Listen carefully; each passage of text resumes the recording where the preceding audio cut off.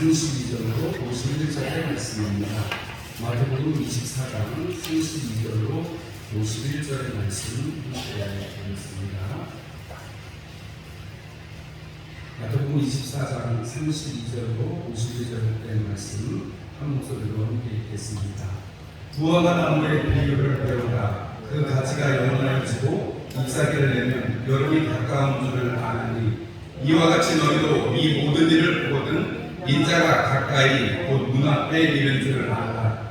내가 진실로 너희에게 말하노니 이 세대가 지나가기 전에 이 일이 다 일어나리라. 천지는 없어질지언정 내 말은 없어지지 아니하리라.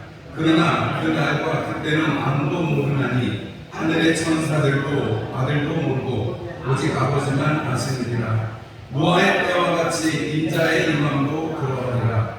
홍수전에 노아가 방주에 들어가던 날까지 사람들이 먹고 마시고 장가들고 시집가고 있으면서 홍수가 나서 그들을 다 멸하기까지 깨닫지 못하였으니 인자의 임함도 이와 같으리라. 그때 두 사람이 밖에 있음에 한 사람은 데려가고 한 사람은 버려둠을 당할 것이요 두 여자가 맷돌질을 하고 있음에 한 사람은 데려가고 한 사람은 버려둠을 당할 것이니라. 그러므로 깨어있으라. 어느 날에 너희 주가 임하는지 너희가 알지 못함이니라. 너희도 아는만이 만일 집주인 노들이 어느 시간에 올 줄을 알았더라면 깨어있어 그 집을 뚫지 못하게 하였으리라. 이러므로 너희도 준비하고 있으라. 생각하지 않은 때에 인자가 오리라. 충성되고 지혜 있는 종이 되어 주인에게 그 집 사람들을 맡아 때를 따라 양식을 나눠줄 자가 누구냐.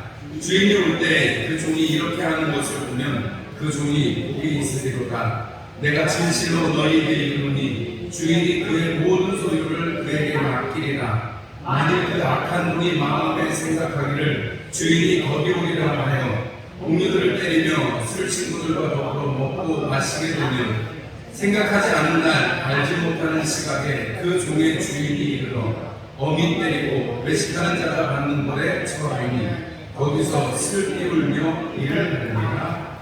아멘. 오늘 말씀을 듣기에 앞서서 우리 소망의 기도, 말씀을 하나님 깨닫게 해달라고 함께 하시면서 기도하시겠습니다.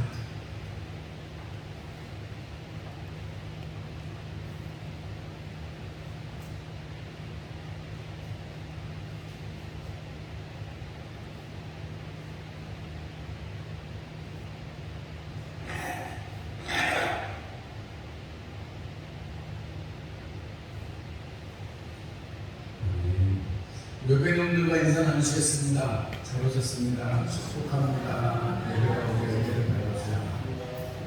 하나님을 뵈고 지금까지 진행해주니 감사합니다. 멀리 계신 분들하고 손을 흔들어서 아까 제가 약간 바보같이 해시해시 웃을 같은 말씀 드렸는데 웃을 일이 없어도 자꾸 웃으면 옛날에 코미디 프로중에 웃으면 뭐가 그래?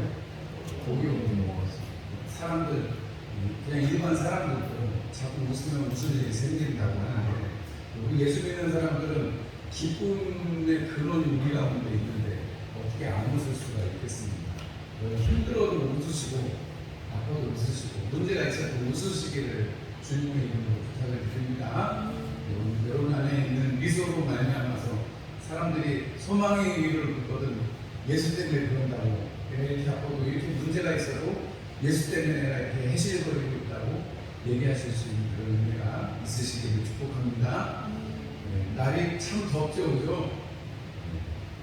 이제는 가끔씩 내리는 소나기가 반가운지 여러분들아, 그죠? 비가 너무 많이 와서 고생을 많이 했는데 이제는 너무 더워가지고 33도, 4도 올라갑니다. 너무 덥네요. 어제는 또 지진이 나서 상당히 놀라셨을 것 같은데 여러분 마지막 때가 오면 일어나는 징조들이 있지만 여기 여러분 전혀 불하실 거 없습니다. 우리 주님만 바라보고 우리가 오늘 말씀 제목처럼 배우고 깨어있는 삶으로 살아가시는 우리 합성교회 모든 성도님들이 되시기를 주님의 이름으로 축복합니다. 할렐루야. 네. 주님께서 이 땅에 오셔서 우리에게 말씀해 주시고 싶으신 게 뭐라고요? 하나님의 나라를 너희가 살고 하나님의 나라를 소망하면서 살고 그리고 하나님 나라에 와서 살아가는 거였어요. 맞죠? 하나님께서 그래서 아들 예수를 이 땅에 보내실 때 내 나라는 이런데 너희들이 와서 나랑 같이 살았으면 좋겠다, 나랑 같이 거하면 좋겠다. 주님 다시금 그 회복의 역사를 우리가 이루시기를 원하셔서 친히 십자가를 지신 것입니다. 그래서 주님은 한 번도 빼놓지 않으시고 하나님 나라는 이렇다라고 말씀을 하셨고, 하나님 나라가 이 땅에 오려면 지금도 물론 우리가 하나님의 말씀을 받고 하나님께서 말씀을 우리에게 주셨을 때 그 말씀을 받은 것은 바로 하나님의 나라가 이미 우리 가운데 임하는 것이라고 주님이 말씀하십니다. 여러분 안에 하나님의 말씀이 임하셨지요? 여러분 안에 하나님을 향한 믿음이 있으시지요? 예수님이 나를 위해서 죽으시고 다시 살아나신 것을 믿으시지요? 다시 오실 것을 믿으시지요? 여러분, 그러면 이미 여러분 안에 하나님의 나라가 임하는 것입니다. 하나님의 나라는 다른 것이 아니라 하나님이 임마누엘 우리 안에 함께 하셔서 우리를 성전 삼으셨다고 우리 오늘 말씀 말씀에서도 들으셨는데, 하나님께서 우리를 성전 삼으셔서 하나님이 거하실 처소가 되었고 또 처소로서 연결되어져서 지어져 간다라고 사도 바울이 말씀하고 있습니다. 그렇기 때문에 우리는 하나님의 나라, 이미 하나님 우리 안에 거하시기 때문에 하나님이 계시면 우리 찬송가서처럼 그 어디나 하늘나라가 되는 것이죠. 할렐루야. 여러분 안에 하나님 나라가 이루어져 있다는 사실을 잊지 않으시기를 주님의 이름으로 축원합니다. 또 동시에 우리는 하나님의 나라를 바라보면서 하나님의 나라를 소망해야 됩니다. 하나님께서 우리에게 아들 예수님을 통해서 아파트 한 채씩 주신다고 약속하셨다니까요. 영어의 번역이긴 합니다만 우리에게 하나님이 너희 거할 처소를 지으러 간다라고 말씀하셨으니까 우리가 죽은 후에 혹은 주님 오시는 그 심판의 날에 오늘 주님이 말씀하고 계시는 마태복음 4장에 세상의 끝날에, 그날에는 우리가 하나님 나라에 가서 살게 될 것을 우리는 소망하며 살아가는 사람들입니다. 눈에 보이지 않는데 한 번도 우리가 그날에 가본 적도 없는데, 이렇게 아파트 분양할 때는 어디 가서 보고 사요? 모델하우스 가서 잘생겼는지 어떤지 보고 사잖아요. 모델하우스 가가지고 뭐 이게 방이 잘 빠졌네, 어떠네, 뭐 베란다가 어떠네, 이런 평가를 하면서 우리가 아파트를 사잖아요. 근데 여러분, 평가할 것도 없이 정말 이 세상에 최고급으로 된 우리가 상상할 수 없는 것으로 주님이 만들어주신 그 천국을 우리에게 허락하시겠다라고 말씀을 하셨습니다. 우리는 그 나라를 소망하면서 살아가야 되는 존재라는 것이 분명하게 말씀을 하고 있습니다. 그렇기 때문에 택하신 자들에게 하나님께서 요구하시는 것은 오늘 이 말씀도 성전에서 가르치시고 나와서 무리들과 제자들에게 하신 말씀이라는 사실을 여러분들이 꼭 기억하시기를 바랍니다. 제자들에게 주님이 이 말씀을 다시 하고 계세요. 13장에 천국은 이런 것이다 라고 예수님께서 비유를, 하나님의 나라를 잃어버려야 씨 뿌리는 것부터 시작해서 갑진지 주모 금물까지 해가지고 7가지 주님 비유를 쭉 베풀어 주시잖아요. 그 비유를 쭉 베풀어 주시는 주님이 천국은 이런 것이다, 너희들 하나님 나라를 깨달았느냐 이렇게 주님이 물어보시니까 제자들이 깨달았습니다 이렇게 말씀을 하시죠. 우리가 이 말씀을 듣기 전에 예수님께서 무리와 제자들에게 하신 말씀이 화 있을진저 서기관과 바리새인들이여 하는 이 말씀을 들으셨습니다. 화 있을진저 슬프구나. 정말로 하나님의 뜻대로 하나님의 나라를 살아가지 못하고 하나님의 나라를 소망하지 못하는 사람들은 불쌍하구나, 슬프구나 이렇게 말씀하신 거예요.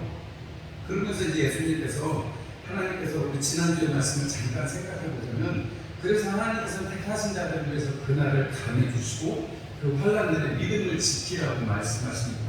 오늘 이어서 주님께서 무화과 나무의 비유를 얘기해 주시면서 예수님께서 너희들이 무화과 나무의 비유를 보면서 배워라 이렇게 말씀하시고, 다른 말로는 깨달은 삶을 살아라 라고 말씀하시고, 또 한편으로는 마지막 때가 오면 잘 깨어있는 사람이 어떻게 되는지를, 어떻게 살 수 있는지를 말씀해 주시는 통해서 제자들에게 이렇게 살으라고 권면을 해주고 계세요. 물론 이 이야기를 듣고도 제자들이 배우지도 못하고 깨어있지도 못합니다.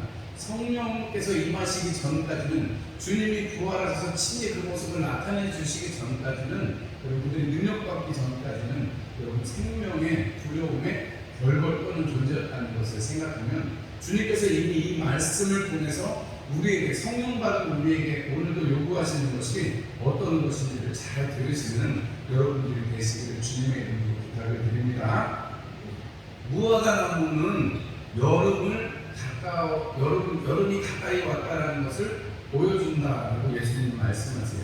그 가지가 연하여지고 잎사귀를 내면 아마도 무화과 나무가 우리나라로 치면 대추나무 같은 그런 시기인 걸로 생각이 되죠. 무화과 나무가 잎이 굉장히 늦게 나는데요. 늦봄이 되어서야 싹이 나고 그래서 잎사귀를 많이 내고 이제 열매를 맺게 된다 이렇게 이야기를 합니다. 무화과 나무가 잎사귀를 내면 이제 봄이 다 지나가고 이스라엘 땅에서요 이제 여름이 가까운 것을 알 것이다 라고 말씀하십니다. 그러면서 주님께서 이 모든 일들이 34절의 말씀에 보면 이 세대가 지나가기 전에 이 일이 다 일어날 것이다 이렇게 말씀하셨습니다. 무슨 일이요? 예루살렘 성이 우리의 돌 하나도 남기지 않고 멸망하는 그 예루살렘의 멸망에 대해서 주님이 말씀하셨고 또 세상의 끝에 대해서도 말씀하셨는데 그 두 가지 일에 대해서 특별히 첫 번째로 말씀하셨던 예루살렘에 관한 그 멸망의 심판의 메시지가 이 세대가 가기 전에 이스라엘은 보통 한 40년을 한 세대로 생각하니까 예수님이 한 30년 전, 에게 한 30년쯤에 돌아가셨다고 생각하면 이 세대가 다 지나가기 전에 이루어진 에게 70년경에 남았으니까 주님의 말씀은 그대로 이루어진 것을 우리가 알 수가 있습니다. 주님께서 이 말씀을 하시면서 그날과 그때는 아무도 모르나니 오직 아버지만 아시느니라 이렇게 말씀하고 있습니다. 제가 지지난주에 말씀드렸잖아요.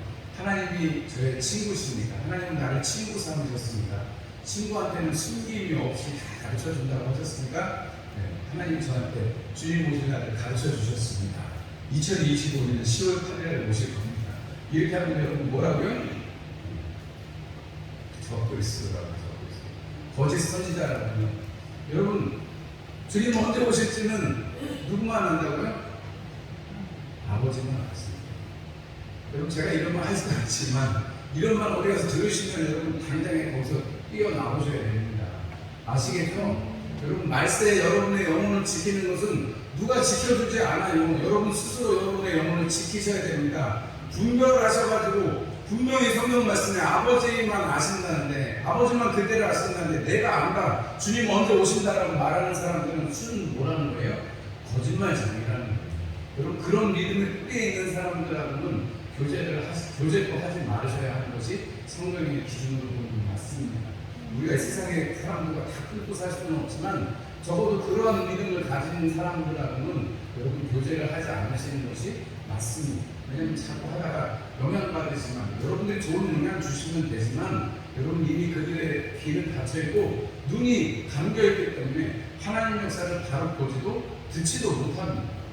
여러분 악한 영이 미혹해서 그들을 붙잡고 있기 때문에 그들을 우리가 어떻게 할 거는 그들을 대해서할 것이 아니고 하나님을 향해서 하나님 저의 영혼을 불쌍히 여겨주시고 미혹에서 빠져나오게 해주세요라고 여러분들이 기도하실지언정 여러분들이 그들과 교제하면 그들을 바꾸려고 아무리 해봐야 여러분 하지 않습니다.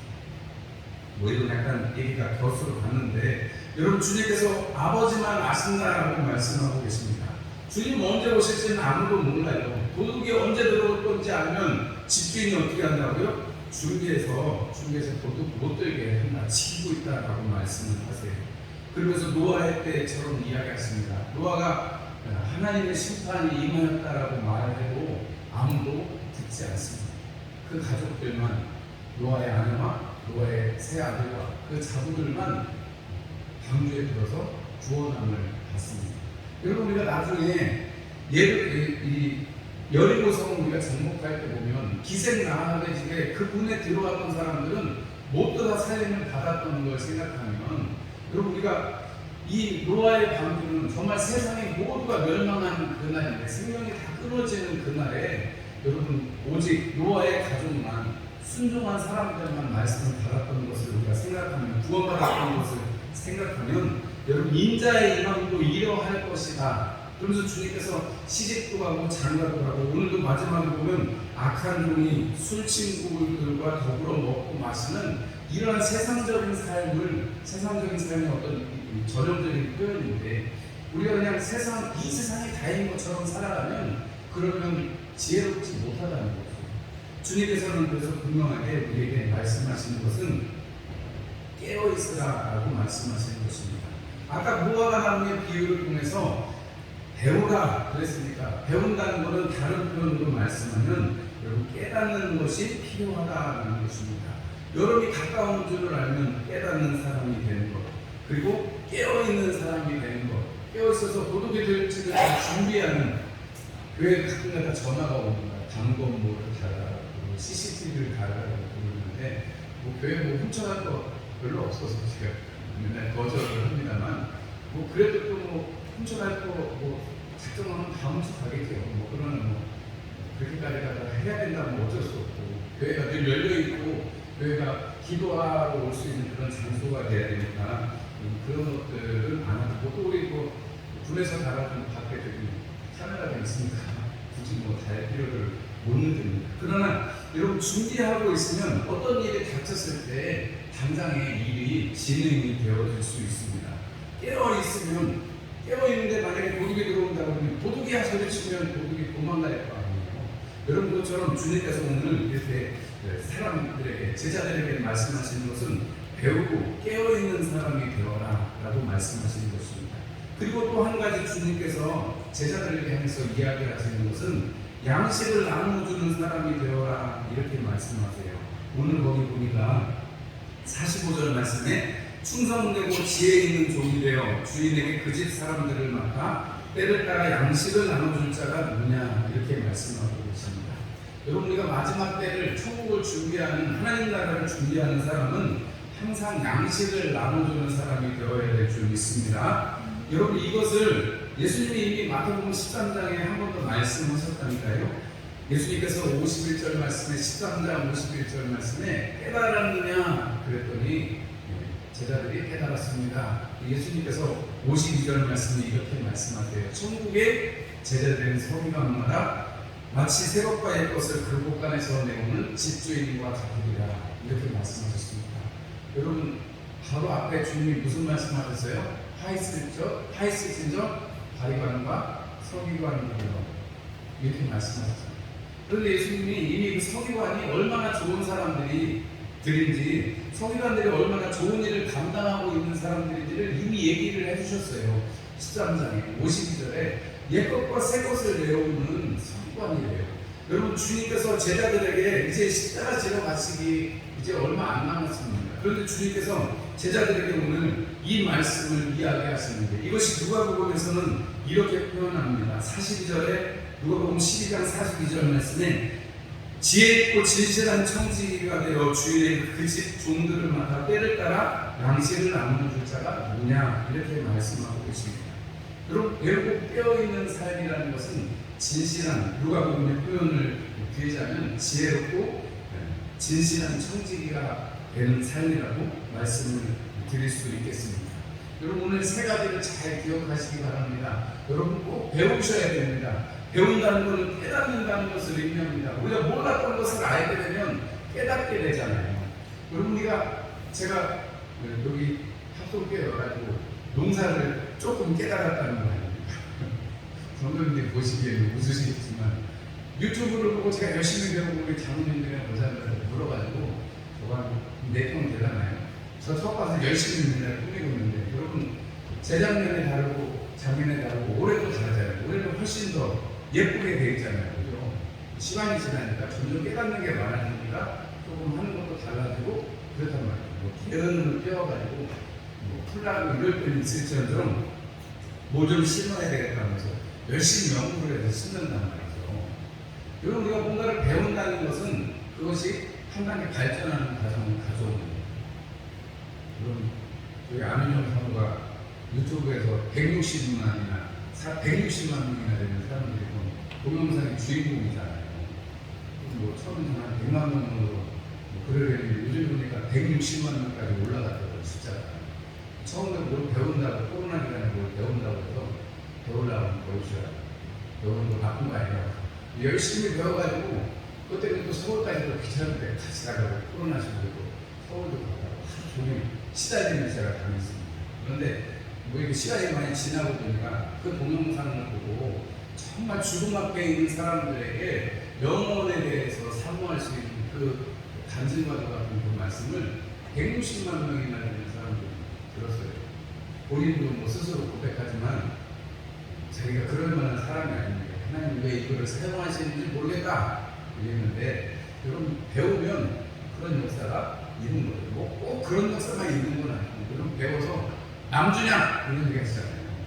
여러분 하나님의 나라에 대해서 여러분 열심히 배우실 수 있는 여러분 되시기를 주님의 이름으로 축원합니다. 여러분들이 말씀을 들으실 때, 여러분들이 성경을 읽으실 때, 여러분들이 찬송하실 때 하나님의 나라가 깨달아질 것입니다. 배워질 것입니다. 여러분 우리가 화를 내고 나면 아이고 내가 화를 내지 말았어야 되는데, 혹은 그 화가 밤늦게까지 막 나를 막 속에서 불 끓고 있으면 주님은 해지기 전에 화내는 거 시키라고 하셨는데, 여러분 말씀이 깨달아지면 여러분 그것이 준비하는 삶이에요. 그게 뭐 매번 반복되죠. 우리가 그래서 진작에 깨달은 대로만 살았으면 여기 다 성자들만 앉아 계실 거예요. 다 성인들만 앉아 계실 텐데, 그러지 못한 것은 우리가 깨달아서 또 까먹고 깨달아서 또 까먹고 그러긴 한데, 그럼에도 불구하고 하나님께서 우리에게 은혜를 주시는 것은 그것을 통해서 배우고 또 배워서 장면이 다르고 또 재장면이 달랐던 것처럼 점점 더 나아지는 모습을 우리에게 요구하고 계시는 것입니다. 진실한 청지기가 되려면 처음에 배워야 돼요. 여러분 배우지 않고 그 일을 잘할 수가 없습니다. 제가 지금 이렇게 노고지 2장 가지고 뭐 한 30분 이렇게 설교를 하지만, 처음에는 4장 5장 가지고 열심히 읽으면 10분 안에 설교가 다 끝나가지고 4장 5장을 준비해도 얼마나 빨리 설교를 하는지 사람들이 못 알아듣겠다고 제가 천천히, 지금도 빨리 천천히 해달라고 그러는데, 배우고 설교를 배우고 다른 목사님들 하는 거 배우고 그렇게 하려고 노력을 하고 의식적으로 하니까 지금은 조금 이렇게 옛날보다는 훨씬 잘하게 됐단 말이죠. 여러분 배우면 그만큼 사람이 배운 것을 하는 거죠. 여러분 하나님의 나라는 배워야 합니다. 배워야 진실한 청지기, 지혜 있는 청지기가 될 수 있습니다. 여러분 배운 다음에 배우고 그냥 끝나면 안 돼요. 잘 준비하는 사람이 되어야 됩니다. 깨어 있어야 되는 사람, 깨어서 준비하고 있어야 됩니다. 깨어 있는 사람에게 주님께서 은혜를 주신다는 거예요. 한 사람, 2사람이 있었는데 한 사람은 데려가고 한 사람은 남객을 당한다고 말씀합니다. 여러분 이 다음에 25장에 주님께서 지혜로운 5처녀 얘기를 하십니다. 여러분 잠을 자는 건 다 똑같아요. 맞죠? 10처녀가 다 잠을 자기는 잤습니다. 그런데 여러분 5처녀는 기름을 그때 당시에 준비하느라고 가는 바람에 혼인잔치에 들어가지 못하고, 여러분 기름을 준비했던 5처녀는 등불을 밝히고 신랑과 함께 혼인잔치에 들어가는 역사가 나타납니다. 여러분 정말로 깨어있는 사람이라는 것은 여러분 하나님 앞에 배우고 그 다음에 잘 준비하는 사람, 마치 그 기름을 준비했던 5처녀처럼 그렇게 준비하는 사람일 것입니다. 도둑이 온다면 준비하고 있으면, 깨어있으면 그 일을 감당할 수 있는 것처럼, 여러분 우리가 하나님 앞에 우리의 삶을 잘 준비해서 그렇게 살아가야 될 것입니다.